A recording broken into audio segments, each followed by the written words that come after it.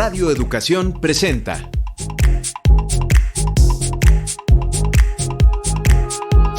Datos y hechos, información y análisis confiables. Hoy nos acompaña la maestra Jenny Araceli Pérez Martínez, secretaria general de la sección 22 de la CENTE, para platicar del actual conflicto del Magisterio Democrático por la abrogación de la Ley del ISSSTE del 2007. En nuestro reportaje, No más mujeres olvidadas.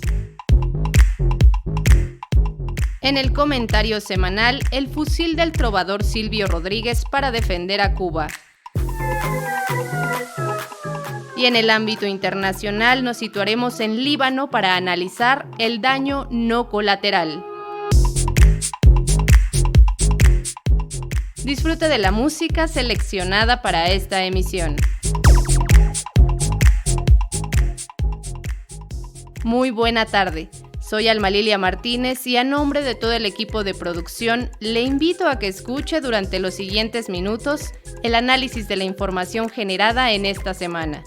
Usted puede ponerse en contacto con nosotros a través de una llamada telefónica al número 55 41 55 1060 o un mensaje por WhatsApp al 55 12 33 29 15.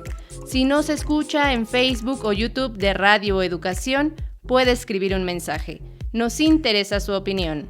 Ahora demos paso a la entrevista. Adelante.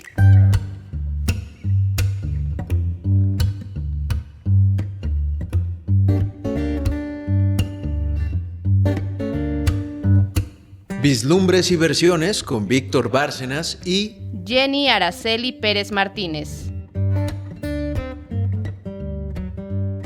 Hoy en Datos y Hechos tenemos el gusto de charlar con la maestra Jenny Araceli Pérez Martínez. Ella es secretaria general de la sección 22 de la Coordinadora Nacional de Trabajadores de la Educación.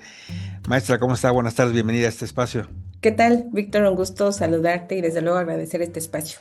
Pues qué gusto que nos pueda dar detalles de esta movilización magisterial que recientemente se registró en el país. Hubo un paro de 72 horas y también un plantón en el Zócalo de la Ciudad de México por parte de la CENTE. Tras levantar esta movilización y el plantón en el Zócalo, ¿cuál es el balance que se hace desde la sección 22 que tienen ustedes sobre esta protesta? Claro, pues me parece que es importante recalcar la amplia participación de compañeros y compañeras militantes de la CENTE a lo largo y ancho del país en este paro 72 horas, desde la península de Yucatán, donde precisamente los compañeros estuvieron manifestándose en las pirámides de Chichén Itzá, hasta el norte con los compañeros que estuvieron accionando en este bloqueo carretero en Baja California Norte, en el centro del país, como bien mencionabas, con este plantón que instalamos desde el 18 de marzo y que culminó precisamente el 20 de marzo. Y pues bueno, la valoración respectiva ya como movimiento lo vamos a hacer cada uno de los estados en nuestros espacios de asambleas estatales, delegacionales y desde luego una próxima Asamblea Nacional Representativa que vamos a estar convocando para el 25 del mes de abril. Y desde luego en ello vamos a estar realizando la valoración no solo del paro 72 horas, sino qué sigue después de este paro 72 horas donde salimos a las calles miles de compañeros trabajadores de la educación y que a pesar de ello no tuvimos una respuesta por parte del gobierno federal y específicamente de la presidenta Claudia Sheinbaum en el sentido de que estamos en exigencia de la reinstalación de la mesa con la CENTE que no se da desde el pasado 18 de marzo del 2025 y pues bueno, finalmente es de dominio público la respuesta que hubo desde Palacio Nacional y pues bueno, aquí a lo que nos corresponde a nosotros ahora pues es precisamente reorganizarnos, informar y desde luego ya retomar ahora un paro indefinido de la CENTE. Maestra Jenny Araceli, ustedes, entre otras cosas, están demandando sobre todo la abrogación de la ley del ISSSTE de 2007. ¿Por qué es tan importante para ustedes esta demanda para que se actualice el tema de las pensiones que tendrán en el futuro los maestros?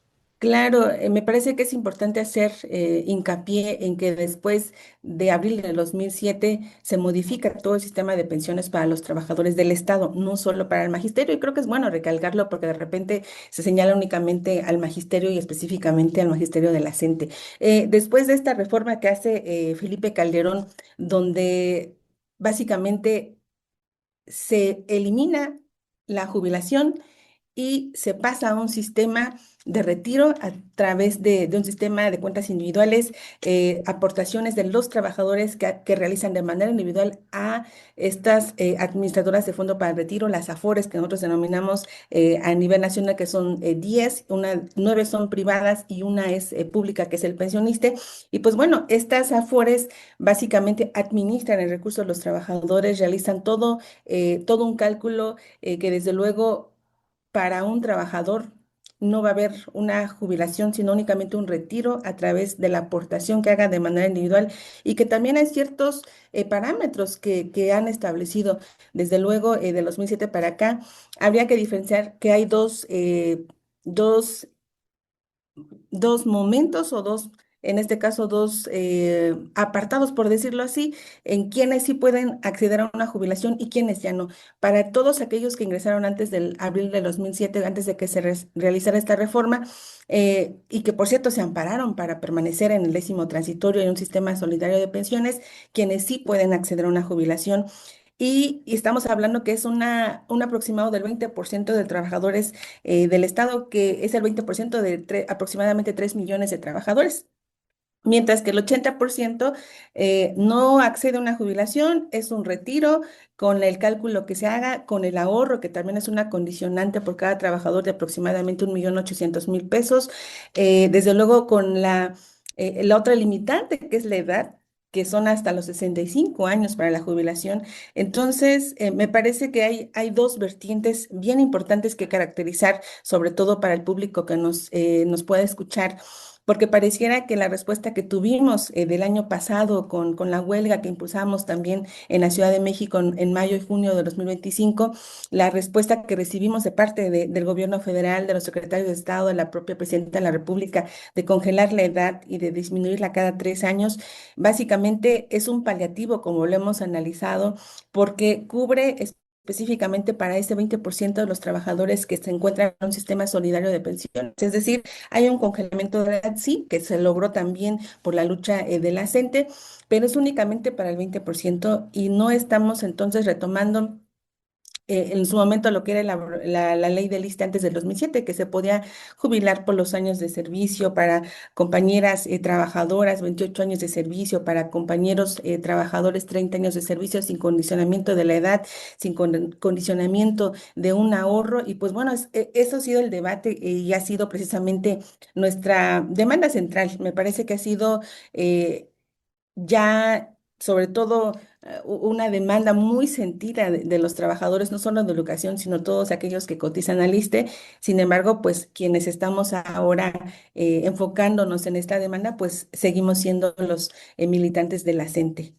Maestra Jenny Araceli, son 19 años ya desde este nuevo esquema en la que, bueno, son cuentas individuales, donde están el 80%, ya no nos lo señalaba, y un ganador entramado de rediseño de las pensiones, pues han sido las AFORES. ¿Qué tanto ustedes están planteando que se modifique por lo menos este sistema que está beneficiando a los dueños de los que invierten los ahorros de los trabajadores, sus pensiones, y se tienen este beneficio en el sistema financiero? Me parece que es importante lo que señala porque hemos hecho este planteamiento ante el gobierno federal y específicamente con la presidenta. Hemos tenido 3 mesas con la CENTE y la presidenta, incluso pensar en un regreso o sí, un regreso paulatino para eliminar las cuentas individuales y regresar entonces a un sistema solidario de pensiones. ¿Por qué no fortalecer al pensionista? ¿Por qué no revisar todas las rutas posibles de tal manera que no existan estas, sobre todo la ganancia que me parece importante recalcar, se hablaba hasta el año pasado de 7.1 del recurso que maneja, billones que manejaban las Afores, y en este caso ya son a 8 billones, y pues bueno, todo ese recurso que jinetean incluso para sus propias comisiones y ganancias, es algo de lo que hemos expuesto y de nuestro descontento, porque finalmente es un recurso y una aportación de los propios trabajadores, pero es ahí donde no hemos visto disposición de parte del gobierno federal. Es decir, cuando nosotros llegamos a plantearlo a estas mesas con el gobierno, externamos de manera muy enfática el por qué no estamos de acuerdo por estas afores que administran el recurso de los trabajadores, y cuál puede ser la ruta de salida para precisamente regresar a un sistema de pensiones solidarios para los trabajadores. Y bueno, no tenemos respuesta. Ahí sí ha sido negativa la respuesta de parte del gobierno, no ha accedido a que discutamos precisamente este punto que es medular en toda esta demanda que hemos planteado como central. Maestra Jenny Araceli, también hay otra cuestión. La presidenta Claudia Sheinbaum ha señalado, sobre todo estos últimos días cuando estaban en el paro de 72 horas, que sus demandas pues no pueden ser cumplidas por falta de presupuesto, que no alcanza el presupuesto para tal. ¿Es la abrogación de esta ley una cuestión de dinero o voluntad política, considerando que fue también una promesa de campaña de la propia presidenta? Sí, desde luego, en la CENTE consideramos que es falta de voluntad política, porque hemos escuchado el discurso de precisamente de López Obrador y ahora la actual mandataria, en su momento con López Obrador, que fueron ya al último de su sexenio, las mesas que se reinstalaron con la CENTE porque hubo un receso incluso de no atender a la CENTE. Y en estas mesas que planteamos precisamente las mismas demandas, López Obrador mencionaba que tanto para la abrogación de la reforma educativa y la ley del ISSSTE se necesitaba contar con la mayoría en el Congreso. Ese era en su momento el argumento. Cuando llega la presidenta ahora, Claudia Sheinbaum, ya no resulta que ya no es la mayoría del Congreso, sino ya es ahora un tema presupuestal, y me parece que en ese dilema del propio discurso de parte de ellos como representantes del Estado, queda de lado, y más bien lo hemos ya valorado desde la CENTE como parte de una voluntad que hace falta de parte del gobierno federal, considerando incluso lo que usted mencionaba, que básicamente fue o parte de las promesas de campaña que dijo en su momento Claudia Sheinbaum, que estaría retomando la abrogación de la ley del ISSSTE en 2007, e incluso que estaría retomando la del IMSS del 97. Ustedes como maestros de la Coordinadora Nacional de Trabajadores de la Educación, pues han sido enfáticos, no quieren más intermediarios en esta negociación, quieren un diálogo directo con la presidenta, porque es indispensable que el diálogo sea directo con ella, y que ha impedido que se reinstale esta mesa nacional con la Comisión Nacional Única de Negociación. Tuvimos ya demasiadas experiencias en cuanto a mesas con los secretarios de Estado, no solo con esta administración, sino incluso con la de López Obrador, en la que nos remitían a mesas con gobierno, en este caso con Secretaría de Gobernación, con Secretaría de Educación Pública, con el director general del ISSSTE. Llegábamos a esas mesas y resulta que siempre no tenían el carácter de decisión para ese tipo de demandas que requerimos respuesta, y otra vez nos remitíamos nuevamente a la mesa con la Presidencia de la República. Y entonces en ese constante de ir y regresar, cuando nuevamente retomamos el diálogo con esta actual administración, reitero, son tres reuniones que hemos tenido con la presidenta de manera directa, y ya hasta perdimos la cuenta de cuántas mesas hemos tenido con los secretarios de Estado. Y entonces, básicamente, al no encontrar una respuesta en ese formato de mesa donde sea secretaria de Gobernación ahora Rosa Isela, el secretario de Educación Pública Mario Delgado, nos remite entonces a la mesa directamente con la presidenta, porque finalmente en este sistema de gobierno, pues quien tiene ahora la última palabra para definir en temas de solución a una demanda como la que tenemos en la CENTE, pues es la presidenta, y por ello insistimos en que debe ser directamente la mesa con la presidenta y la CENTE. Maestra Jenny, finalmente le preguntamos, ¿el mensaje ha sido claro de parte de la Coordinadora Nacional de Trabajadores de la Educación? ¿O se abroga la ley del ISSSTE o el balón no va a rodar? Esto en referencia a pues la advertencia de boicotear posiblemente sedes donde se va a llevar a cabo los partidos del Mundial de Fútbol que está por venir en junio, si hasta esa fecha ya llegase este conflicto que no quiere destrabar por parte de las autoridades federales. ¿Están dispuestos realmente a hacer esta medida de fuerza en un escenario donde los ojos del mundo están prácticamente en este evento? Me parece que no descartamos las acciones en el marco del Mundial. Ya se ha valorado en diferentes espacios de la CENTE, en diferentes estados de cada sección. Y ha sido muy puntual también en lo que hemos mencionado. Si no hay una voluntad por parte del gobierno federal en demostrar que hay capacidad y voluntad de solución a esta demanda, que es añeja, desde luego, pero que cobra especial importancia por promesas de campaña de la propia presidenta, pues nos remite ahora sí a estar accionando en este marco del evento que finalmente, como lo hemos mencionado, al ser un país con grandes carencias económicas, en este caso el contexto de seguridad en todos los estados de la República Mexicana y más aún con las demandas de los trabajadores de diferentes sectores, porque bien es cierto, nosotros hemos accionado en estos días anteriores, pero también hay una serie de actividades políticas, manifestaciones de diferentes sectores de trabajadores del país y me parece que en ese contexto es diferente la imagen que se da al ser sede de un evento como lo es el Mundial de Fútbol y por lo tanto pues me parece que ya es una, si bien no definimos la fecha, ya es una acción que no se descarta desde luego de que estaremos ahí en la Ciudad de México nuevamente con una acción política de la CENTE. Pues maestra Jenny Araceli Pérez, secretaria general de la sección 22 de la coordinadora con sede en Oaxaca, muchísimas gracias por comentarnos sobre esta demanda que ustedes están planteando y sobre todo que se cumpla la promesa de campaña. Muchas gracias y mucha suerte. Gracias, te agradezco, Víctor. Y aquí estamos nuevamente con todos mis paisanos.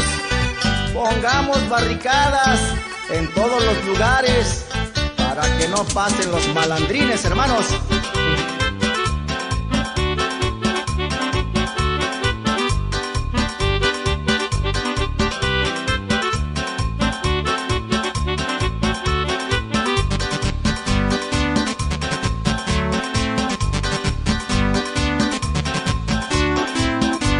Oaxaca es un ejemplo de lucha nacional por nuestra resistencia pacífica social.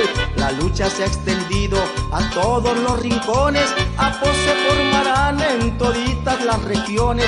El pueblo organizado contra la delincuencia, ténganlo por seguro que no tendrá clemencia. Debemos demostrar buena organización, pues nuestra lucha es justa contra un gobernador. A las barricadas en primera fila, con todos los vecinos, con toda la familia.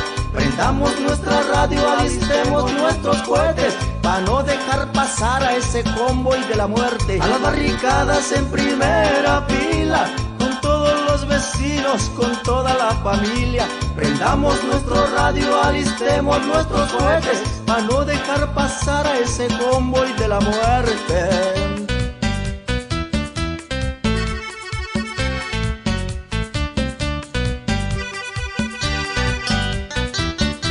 Ándale Miguel, ándale Flaviano, ahí te va Juan Andrés para tu barricada, hermano. Con mucho amor y cariño para la maestra Carmen que está en la radio y para mi gran amigo Peter.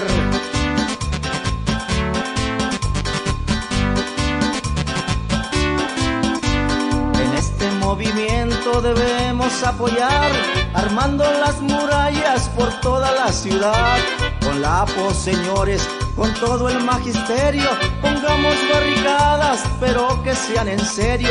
Juntemos muchas piedras, pongamos muchos troncos, evitemos violencia, no hay que ponernos broncos, no hay que quemar las llantas, salvo sea necesario, y cuando llegue el día, todo hay que levantarlo. A las barricadas en primera... Ya escuchamos las demandas de las y los maestros de la CENTE y sus próximas acciones. Estaremos pendientes de lo que suceda. En la música escuchamos la canción A las barricadas en primera fila, música y audios de la resistencia, canciones de la resistencia magisterial popular en México. La profundidad de un movimiento social se puede medir en su raíz popular, en ser una cultura de resistencia. Su música es un medio libre y han compartido varios temas musicales con el objetivo de ayudar a la difusión de lo que la realidad dice a contracorriente de lo que los medios publican. Canciones y audios para medios libres sin fines de lucro. Material de difusión rompiendo el cerco informativo. Ahora escuchemos nuestro reportaje. ¿Me acompañan?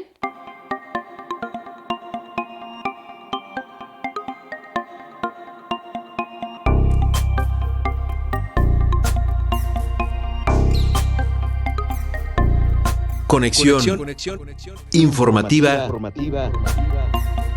con Elizabeth Montes.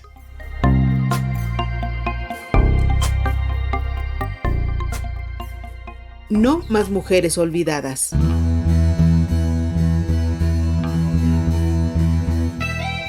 Por años los centros penitenciarios han sido tradicionalmente diseñados, equipados y funcionado en respuesta a las características y necesidades de los hombres.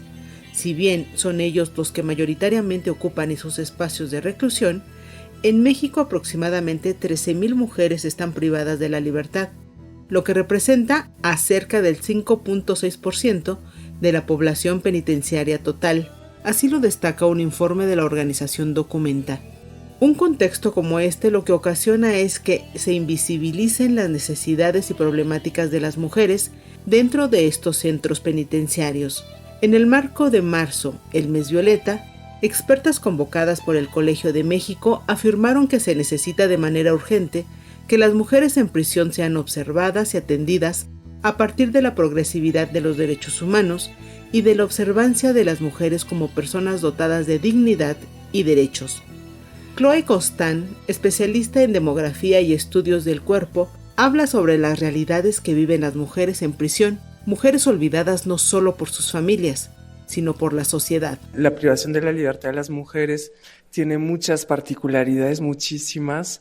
Es como, por ejemplo, mayor abandono o menos visita que los hombres. Esa es una realidad también, tanto para mujeres cis como para mujeres trans. Tienen pues esos procesos penales, todo el proceso penal antes y durante la cárcel también, porque esa es la realidad, que muchas están sin sentencia, son procesos penales que están atravesados por la violencia sexual también, en el caso de muchas. Y pues efectivamente está esa cuestión del estigma, y además ese estigma pues las persigue, y pues para todas mujeres cis o trans tienen esa dificultad de acceso a necesidades específicas como las de la salud. Pensar cómo el sistema social, punitivo y penitenciario afecta a las mujeres nos invita a pensar de manera multidimensional, de manera compleja, porque hay muchas aristas del sistema que discrimina y violenta a las mujeres mucho antes de que conozcan una experiencia penitenciaria, ¿no? Desde el acceso a la educación, el acceso a servicios de salud, la carga de trabajos de cuidado, por ejemplo, desproporcionada, ¿no?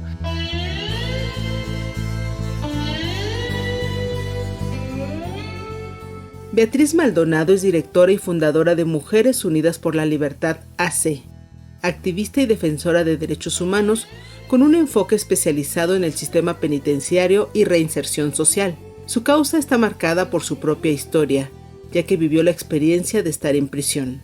En este sentido, busca que el Estado pueda resarcir la deuda histórica hacia las mujeres privadas de la libertad, y que puede verse no solo en el abandono que padecen, sino en la violencia estructural que las permea, violación a sus derechos humanos, discriminación y criminalización que son parte de sus contextos. Habla Beatriz Maldonado, directora de Mujeres Unidas por la Libertad. Las historias carcelarias son herramientas para incidir en políticas públicas, para la no repetición y cometer esos errores, ¿no?, a la hora de la impartición de justicia. El hablar específicamente de las mujeres que están privadas de la libertad es porque el Estado tiene una deuda eterna, histórica, porque las mujeres privadas de su libertad han sido violentadas desde antes de una detención. Todas las mujeres están por un hombre dentro de prisión, llámese padres, amigos, hermanos, maestros, jefes, porque nos enseñaron a romantizar el amor y ese romanticismo te encarcela o te mata. Tenemos una misma prisión, pero muchas historias diferentes, historias de violencia, en donde el Estado no prioriza las necesidades de las mujeres que están detrás de las rejas esperando que algún día llegue la justicia. Tenemos mujeres que han padecido esta violencia, pero también hemos sido como, digamos, cómplices de la injusticia, que en lo personal a mí no me juzgaron con perspectiva de género. Los delitos más recurrentes por los que se juzga a las mujeres son participación en secuestros, homicidio doloso y posesión de narcóticos con fines de comercio y suministro. Muchas de ellas no han sido sentenciadas y no cuentan con recursos para enfrentar sus procesos, así lo destaca un informe del INMujeres. Es por ello que desde Mujeres Unidas por la Libertad se busca que la perspectiva de género esté presente desde los juicios, en el funcionamiento de los centros penitenciarios para las mujeres y hasta en los procesos de reinserción social. Es Beatriz Maldonado, de Mujeres Unidas por la Libertad. Porque nuestras experiencias carcelarias tienen que funcionar para que en nuestro país haya una verdadera impartición de justicia con perspectiva de género y que vean que las mujeres, aún detrás de las rejas, seguimos siendo eso, mujeres. No dejamos de ser seres humanos, nos quitan todo. Entonces creo que es importante que prioricen en el momento de juzgar a una mujer qué fue lo que detonó. No fue de que un día amanecieron y quisieron ser las narcotraficantes más famosas del mundo, las secuestradoras, sino que también fue parte de ese amor romántico que lleva a las mujeres a prisión. Y nadie habla del amor romántico, sino simplemente nada más criminalizan, señalan, juzgan. Porque también nuestra sociedad, lamentablemente, es muy punitiva. Y al salir de prisión es otra cosa. Si ya viviste un infierno dentro de las rejas, al salir es lo doble.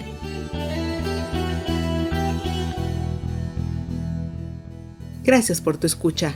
Nos reencontramos el próximo viernes con otro tema de interés, aquí, en Datos y Hechos. Llega esto. Desde la tierra azteca hasta la Patagonia. Por mis cabellos escurre fuego, escupo flamas con mi lengua de hierro. Un don bendito, un flow enfermo, un estilo ardiente salido del infierno. Señora, no señorita, mamacita o dinamita, arraso con todo lo que se me pida. Flor de rap y mamba, reinas de la movida. Belladonas, locas, felonas, mujeres firmes que el mundo controlan. Brujas, doctoras, matronas, cierra la boca que llegó tu hora. Ardo en llamas, es verdad. Tengo toda esta energía que no se puede apagar. Soy una flor, soy un volcán, la hija del sol, papi, las hijas del rap. Ardo en llamas, es verdad.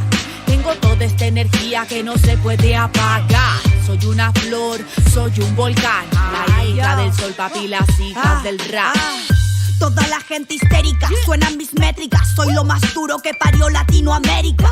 No te confundas porque aquí no existen réplicas. Terremoto de pushline pa' todas las ratas patéticas. La hispana dispara las rimas con ganas. Son balas que calan, atento a la emboscada. No temen a nada, hasta chicas malvadas. Las más cabronas juntas, lo que tanto esperaba. Yo no sé usted, pero tengo hambre de comerme al mundo, yo respiro fe. Soy la misma perra desde que empecé, solo que ahora gano mucho más money. Face to face, yo detecto fake. Fumamos la hierba y le ponemos play. Antipolicía, aquí no existe ley. Concluyo, viva México, güey. Flor de rap, mamá style, dúo de cabronas, de esas de las que ya no hay. Flor de rap, mamá style, dúo de cabronas, de esas de las que ya no hay. Tengo sorpresas para ti, no te imaginas lo que va a venir. Es así, tengo sorpresas para ti, no te imaginas lo que va a venir. Es así, flor de rap y mamba, mato con mi katana, mato con mi palabra. Flor de rap y mamba, mato con mi katana, mato con mi palabra. Ardo en llamas, es verdad. Tengo toda esta energía que no se puede apagar. Soy una flor, soy un volcán, la hija del sol, papi, las hijas del rap. Ardo en llamas, es verdad. Tengo toda esta energía que no se puede apagar. Soy una flor, soy un volcán, la hija del sol, papi, las hijas del rap. El Estado tiene una deuda histórica con las mujeres desde antes de estar en prisión. Detrás de las rejas sufren violencia estructural, violación a sus derechos humanos, discriminación y criminalización, y esto es parte de su contexto. Una demanda urgente es que se les juzgue desde la perspectiva de género en los centros penitenciarios y en la reinserción social. No más mujeres olvidadas. En la música escuchamos de Ángela Victoria Lucero Areite y con la interpretación de Hispana y Flor de Rap, la rola Las hijas del rap. Su significado central es la fuerza, resiliencia y presencia de las mujeres en un género históricamente dominado por hombres, usando imágenes de fuego, volcanes y energía inagotable para simbolizar poder y resistencia. Flor de Rap es chilena e Hispana de México. Son dos de las voces más fuertes del rap feminista latinoamericano. La colaboración simboliza un puente entre luchas locales y continentales, mostrando que la resistencia de las mujeres trasciende fronteras. Se inscribe en una tradición de rap contestatario y feminista que busca visibilizar la violencia, la exclusión y la invisibilización de las mujeres. Usted escucha en Radio Educación el programa Datos y Hechos, Información y Análisis Confiables. Puede comunicarse con el equipo de producción a través de una llamada al número 55 41 55 10 60 o de un mensaje de WhatsApp al 55 12 33 29 15. Si nos escucha en Facebook o YouTube de Radio Educación, puede escribir un mensaje. Nos interesa su opinión. Está lista nuestra siguiente sección. Escuchemos. Libre Expresión con Víctor Bárcenas.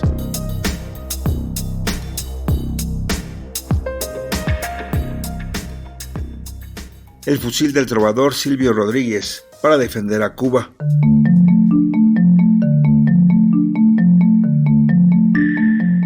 Estos días en Cuba no solo se lucha contra el salitre y el tiempo, se lucha también contra la oscuridad, la crisis energética que atraviesa la isla, marcada por apagones masivos que han dejado a millones de personas sin servicio eléctrico, es el claro síntoma de una nación asediada por décadas por las injustas políticas de acoso del imperialismo estadounidense.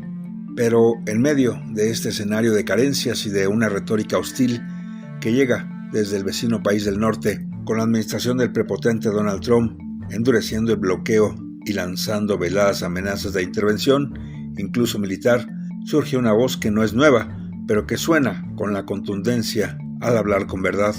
Se trata de la clara voz del fundador de la llamada Nueva Trova Cubana, el cantautor y poeta Silvio Rodríguez Domínguez.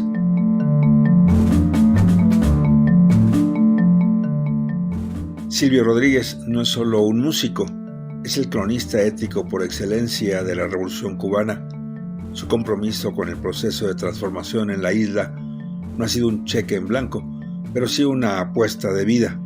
A sus 79 años, el hombre que nos enseñó a buscar unicornios azules y a extasiarnos con la poesía de sus composiciones y canciones, ha vuelto a demostrar que su ideología no es una pose de escenario. Ante las amenazas de una posible agresión militar estadounidense, una más, cercana y creíble, después de constatar el actuar de Washington contra Venezuela en los primeros días de este año, el legendario trovador cubano no buscó refugio en su estatus de ícono internacional. Al contrario, a través de su blog Segunda Cita, lanzó un mensaje que recorrió el mundo. Exijo mi AKM si se lanzan, y conste que lo digo en serio.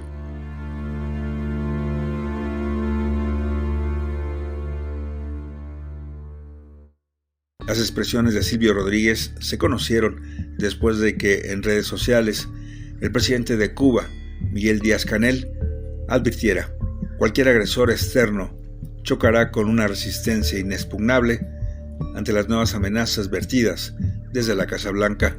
La expresión de Silvio Rodríguez exigiendo su fusil AKM para defender la revolución cubana con su vida. No es la bravuconada de un radical, es la coherencia de quien en los años 60 ya cambió la guitarra por el uniforme para alfabetizar y defender su tierra. Es el mismo Silvio que nos dijo que las revoluciones no son perfectas, son necesarias.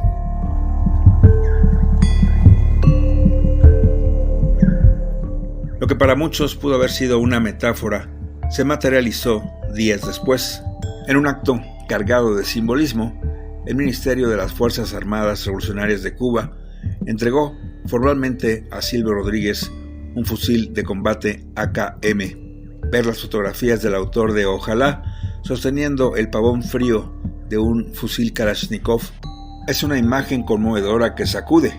Representa la unión entre el intelectual y la milicia popular, la convicción de que si la diplomacia falla y el imperio estadounidense decide lanzarse militarmente, la respuesta no será solo con canciones, sino con resistencia armada.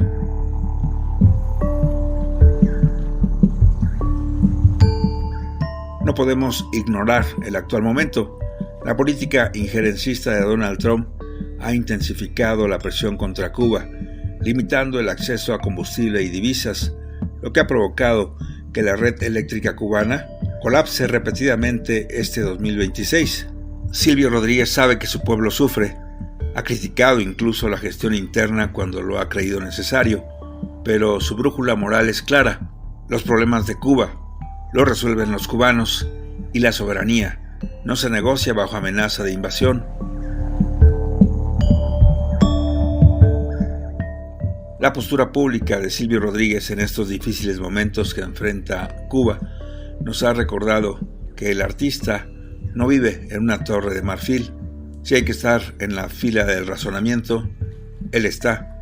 Si hay que soportar el apagón, él lo hace. Y si hay que empuñar un fusil para que la isla siga siendo isla y no apéndice, él está listo.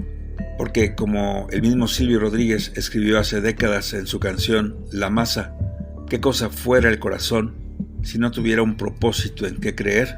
¿Qué cosa fuera la masa sin cantera? Hoy ese propósito tiene el peso de un fusil y la fuerza de una melodía que se niega a ser silenciada. Y recuerden, a pesar de todo, la maravilla nos acecha. No la dejen escapar.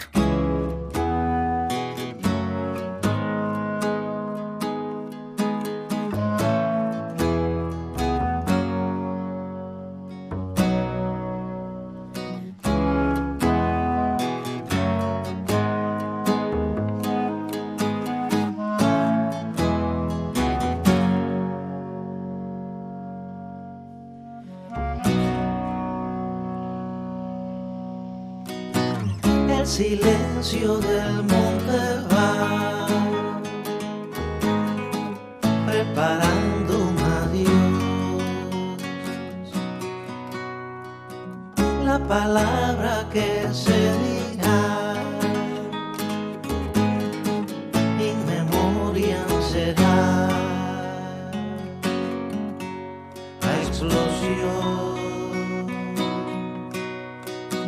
Se perdió el hombre de este siglo allí, su nombre y su apellido son fusil contra fusil. Se quebró la cáscara del viento al sur y sobre la primera cruz despierta la verdad.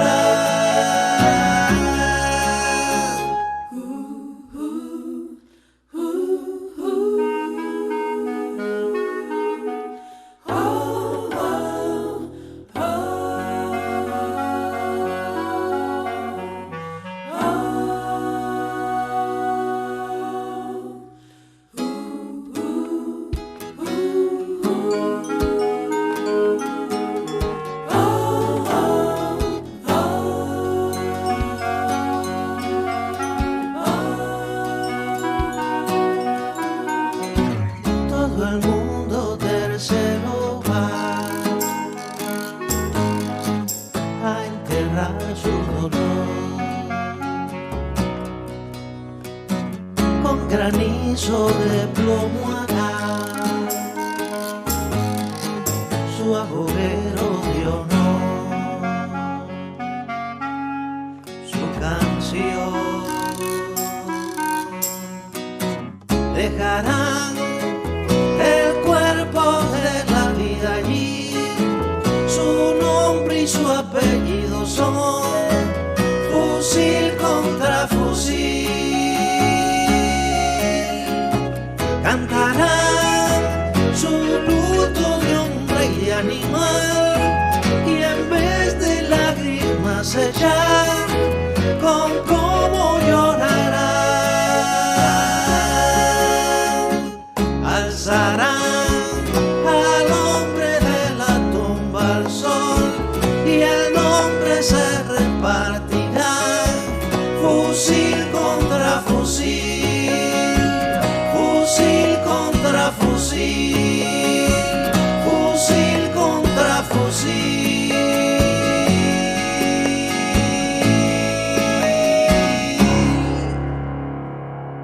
Una respuesta digna y revolucionaria del cantante, compositor y activista Silvio Rodríguez. No se podía esperar menos ante el cruento embate que ha emprendido el gobierno de Estados Unidos.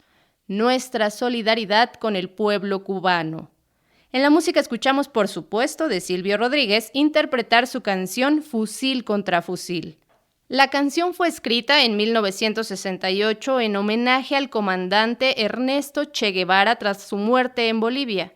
La metáfora del trovador, el fusil, no es solo un arma física, sino también la guitarra y la palabra como instrumentos de lucha. Silvio plantea que el canto y la poesía son parte de la resistencia frente a la agresión externa. La canción encarna esa idea porque convierte la música en un arma simbólica para defender a Cuba. Ahora traslademos nuestro radar a ver qué sucede en otra parte del mundo. Adelante.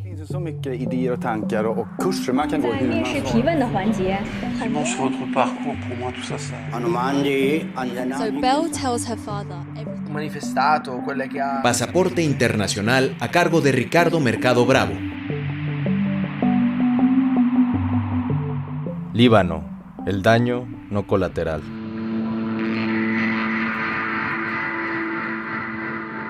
Una extraña obsesión por el latín atraviesa mi mente en los últimos días por estar leyendo a la excelente filóloga española Irene Vallejo, que se ha convertido en una de las grandes promotoras culturales en lengua hispana de nuestros tiempos. El latín, como muchas de nuestras y nuestros radioescuchas sabrán, es la base lingüística de nuestra lengua, por lo que su estudio siempre deja enseñanzas sobre cómo pensaban parte de nuestros antepasados y dejan rastro de lo que suponemos que es inherente al ser humano. Buscando un refrán parecido a "se juntan el hambre y las ganas de comer", el algoritmo de Google me llevó a un término jurídico que describe perfectamente lo que está sucediendo dentro de la coalición gobernante en Israel y entre el gobierno israelí y el de los Estados Unidos. Pactum Esquelearis, es decir, el concierto de voluntades previo o simultáneo entre dos o más personas para cometer un delito, generando una solidaridad penal donde todos son corresponsables del hecho, según la definición extraída del Diccionario Panhispánico del Español Jurídico. Y, en este sentido, hay dos casos de pactum esquelearis que son bastante notorios en la guerra regional que estamos presenciando en Medio Oriente. El pacto entre Netanyahu y la extrema derecha israelí y el de Trump con Netanyahu. Corrupción y conflictos de intereses claros al más alto nivel de la política mundial, lo que ha traído consecuencias para todo el planeta y, en especial, para Líbano, cuya sociedad ha sido la que más ha sufrido en las escasas semanas de guerra abierta entre Irán y la coalición Estados Unidos e Israel.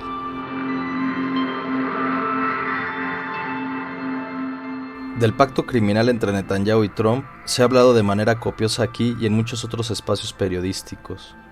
Trump busca desviar la atención del archivo de Jeffrey Epstein, que lo ha afectado públicamente y de donde podrían salir acusaciones en su contra. Y Netanyahu busca el debilitamiento de sus enemigos en la región sin que el costo monetario del asunto recaiga en las arcas israelíes. Pero del otro pactum esquelearis, el de Netanyahu y la extrema derecha israelí, los medios internacionales lo suelen omitir, y de manera escandalosa, pues este es tan importante y determinante como el pacto criminal que sostiene Netanyahu a nivel internacional con el presidente estadounidense. Entre el Likud, el partido tradicional del primer ministro que se autodefine de derecha moderada, y los partidos de derecha radical, como Yahadut HaTorah, Otzma Yehudit y Shas, existe una alianza para que diversos actores tengan impunidad ante la justicia.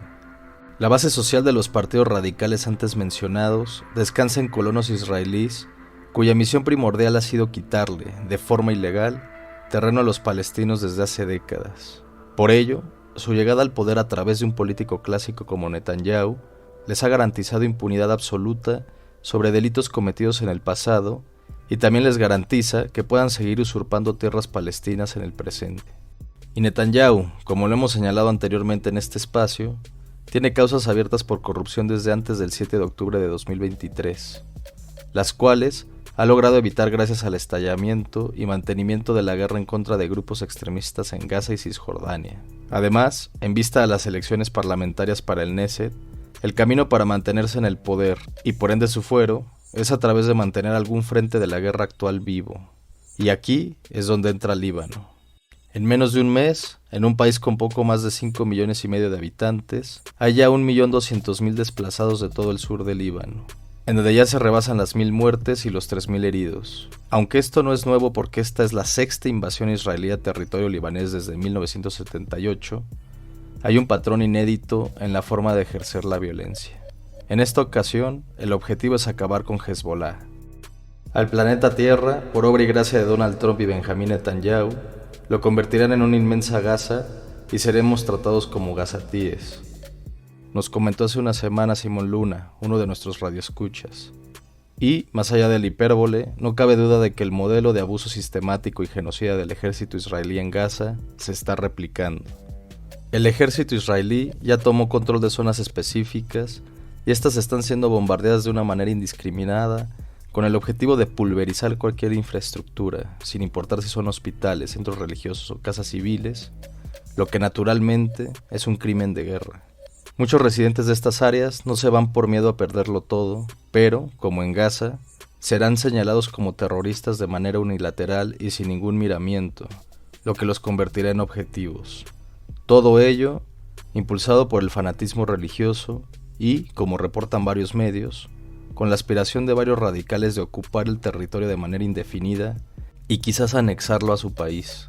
Muchos de los miembros de las Fuerzas Armadas israelíes, así como los políticos que los envían a la batalla, creen en la teoría del Gran Israel, la cual toma la Biblia como justificación para la expansión del país mucho más allá de sus fronteras actuales. Líbano, por su parte, es una sociedad que todavía vive las consecuencias de una muy larga guerra civil, cuya herencia ha sido un sistema político muy fragmentado y disfuncional. Aunado a ello, cuenta con una economía frágil, azotada por una profunda crisis, y de la cual no se ha levantado.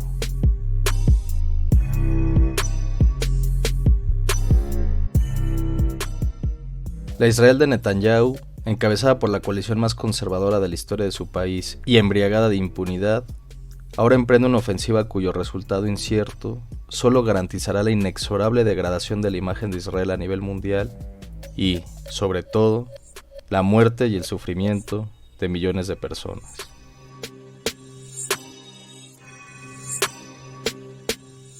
Mando un saludo fraterno a la familia Tome Malo, parte de la comunidad libanesa en México, y que siempre me ha abierto las puertas de su casa. Y te agradezco a ti por tu escucha y comentarios. Nos encontramos aquí, en el Pasaporte Internacional de Datos y Hechos de Radio Educación, el siguiente viernes.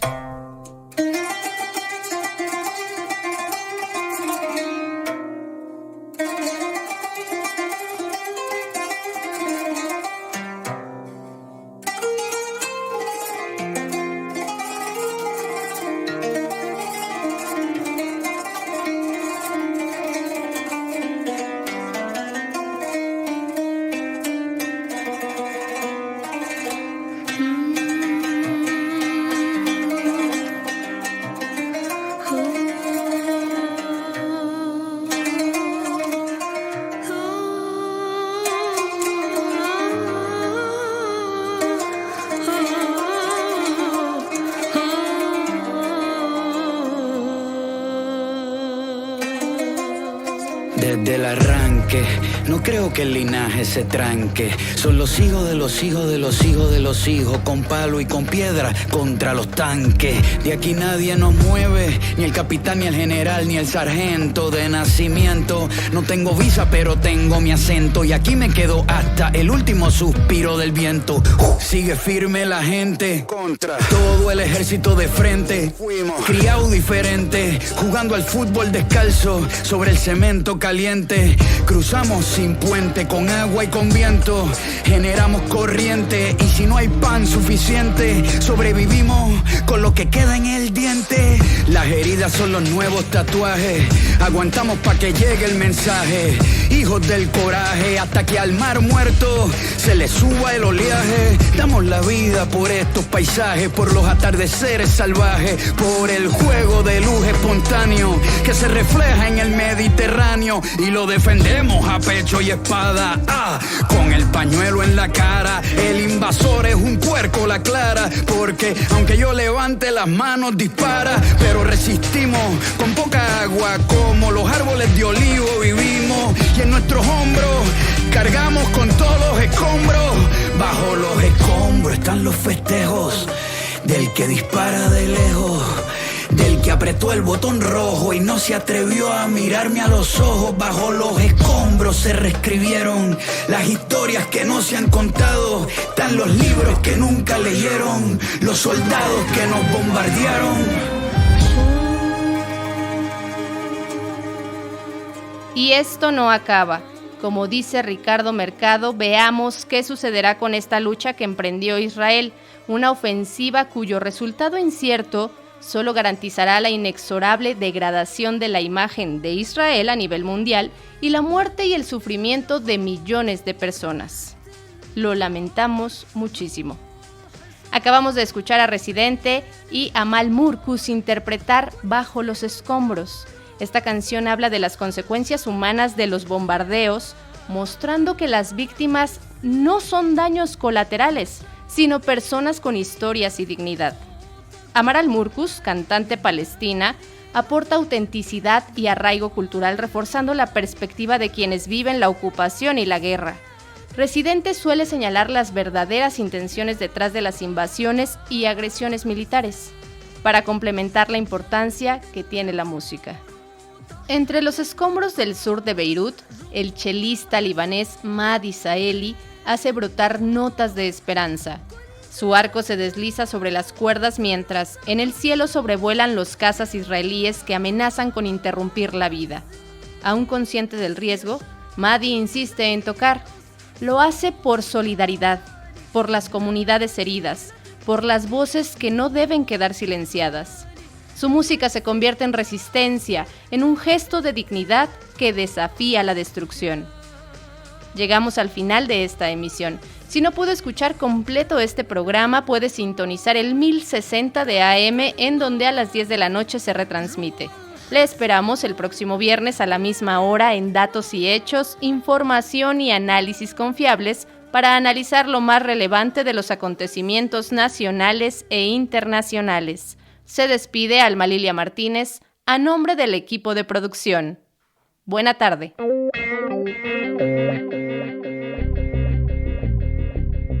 Esto fue Datos y Hechos, información y análisis confiables.